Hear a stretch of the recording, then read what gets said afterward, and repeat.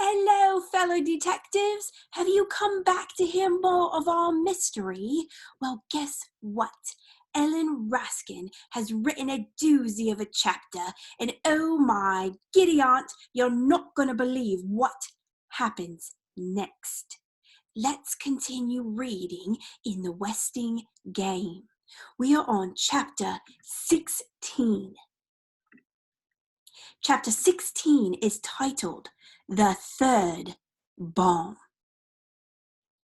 Boom! Grace Wexler slammed the door on the delivery boy's silly face and returned to her party with a pink ribboned gift.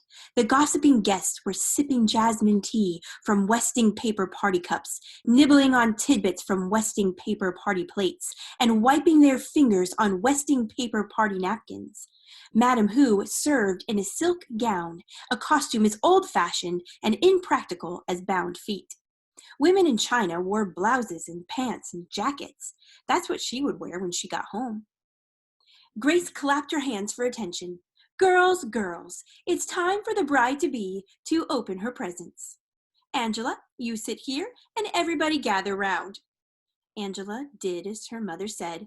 She lowered herself to a cushion on the floor, ringed by gift boxes and surrounded by vaguely familiar faces.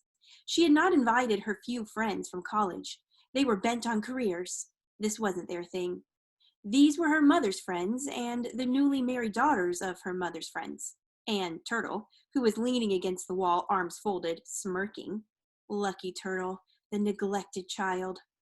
Read it aloud, dear, Grace ordered, as Angela opened the card tied to the yellow ribboned box. To the bride-to-be, in the kitchen stuck, an asparagus cooker and lots of luck, from Cookie Barfspringer.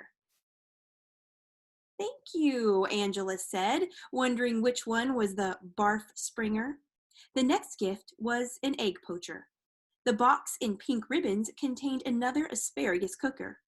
I sure hope Dr. Deer likes asparagus, someone remarked. The giver said she could return it for something else, although two might come in handy. A doctor's wife has so much entertaining to do. Angela glanced at her watch and reached for the tall, thin carton wrapped in gold foil. Look how Angela's hands are shaking. She's as nervous as a groom. Giggles. Bride-to-be jitters. More giggles. Slowly, Angela unknotted the gold ribbon. Carefully, she unfolded the gold foil. How neatly she did everything.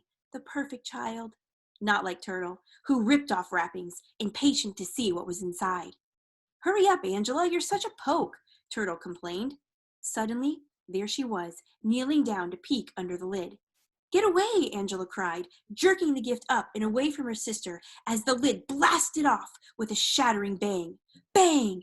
Bang! A rapid rat-a-tat-tat, rockets shooting, fireballs bursting, comets shrieking, sparks sizzling, 24 framed flower prints falling off the wall. Then it was over. Screams hushed to whimpers, and the trembling guests crawled out from under tables and peered out of closets. Is anyone hurt? Grace Wexler asked nervously. Other than being scared out of 10 years of their lives, thank you, they were fine. Where's Angela? Angela was seated on the cushion in the middle of the floor. Fragments of scorched box lay in her burned hands. Blood oozed from an angry gash on her cheek and trickled down her beautiful face. Heirs beware, Sam Westing had warned. They should have listened. Now it was too late. The suspicious heirs gathered in the lobby around the police captain called in by Judge Ford. One of them was a murderer, they thought, and one of them was a bomber, and one of them was a thief.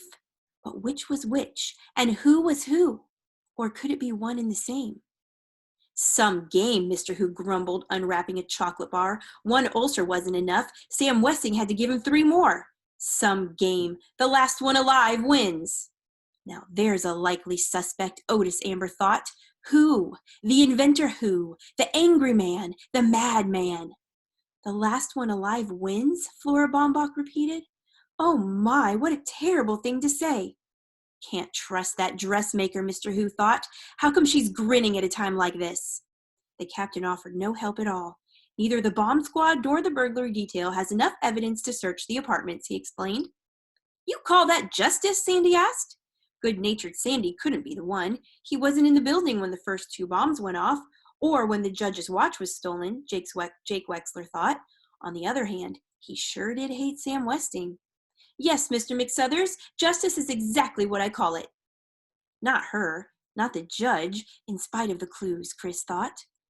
Those weren't gas explosions, those were bombs, right? Theo pressed to the captain. A nice kid, that Theo.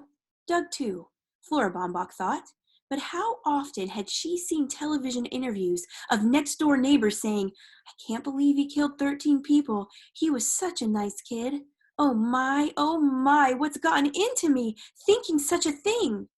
The captain would not call them bombs. More like childish pranks, he said. Childish pranks? That brat's capable of anything. Turtle stuck her tongue out at this sneering Doug Who. Evil pranks of the devil, Crow muttered. Her blessed Angela was almost killed. Crow could be the one. Bring hellfire down on all of us, Theo whispered to Chris. But she wasn't in the building when the first 2 bombs went off. Yes, she was. No, she wasn't. The captain described the so-called bombs. Just a few fireworks triggered by a squat striped candle set in a tall open jar. The ribbon probably hid the air holes in the box. No one would have been hurt if the young lady had not tilted the box toward herself. A time bomb, Grace Wexler said, glaring at the person who delivered the gifts. An unhappy woman, that self-appointed heiress, the judge thought.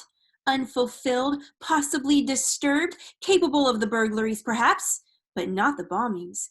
She wouldn't have hurt her own daughter, at least not Angela. Don't look at me like that, Otis Amber shouted at Mrs. Wexler. I don't own no striped candles or no fireworks neither. That idiot is the likeliest of all, Grace thought. But he wasn't around when the coffee shop blew up. The excitement was too much for Chris Theodoricus. That was one heir that no one suspected. And Angela, of course. No one would suspect her. Otis Amber was not even sure of that. Still waters run deep, he said. He. Turtle could not let him get away with that, even if it was true.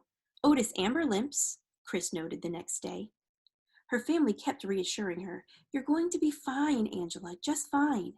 The loud snore that erupted from the next hospital bed was Sidel Pulaski, pretending to be asleep. I still don't remember, Angela mumbled. Her bandaged cheek made speaking difficult. Her face hurt. Her hands hurt very much. Traumatic amnesia, Jake Wexler said. It happens after sudden accidents. Don't worry, Angie Pie. You're going to be fine.